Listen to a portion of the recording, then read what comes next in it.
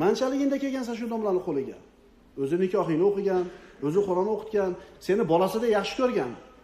Endi nimaga yomon ko'rib qolding birdaniga? Kim o'rgatdi senga bu bema'nigarchilikni? Arpangni homirdimi? Pulingni bermay qo'ydimi? Seni so'kdimi? Nima qildi? Seni bolasidaqa yaxshi ko'rib tarbiya qilgan edi-yu. Nimaga yomon ko'ryapsan? Inson mana bu oyatni o'qir ekan.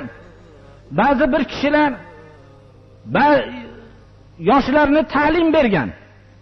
U ta'lim berib, Qur'on o'qitgan, hadislarni o'qitgan, lekin aqidasi sahih bo'lmagan. Aqidasi sahih bo'lmagandan keyin unga ba'zi narsalarni yedirgan, taomlar bergan, liboslar bergan, ammo sahih aqida vujudga kelgandan keyin u taom bergan odam bilan ham husumat barpo bo'ladi.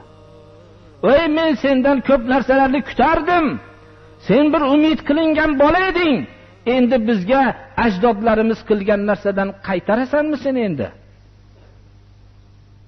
Mana bu tavhid imtihoni og'irdir, birodarlar. Mana bu soatda tog'lardan ham qalbi mustahkam bo'lmoqligi kerak bo'ladi. Inson qo'rqqan odamning oldida haqni gapirishlikka ham qiyin, ammo jur'at qilishligi mumkin. Butun hayoti bo'yicha umidvor bo'lib xizmatlarini qilgan odamning oldida haqni gapirishlik undan ham og'irroqdir.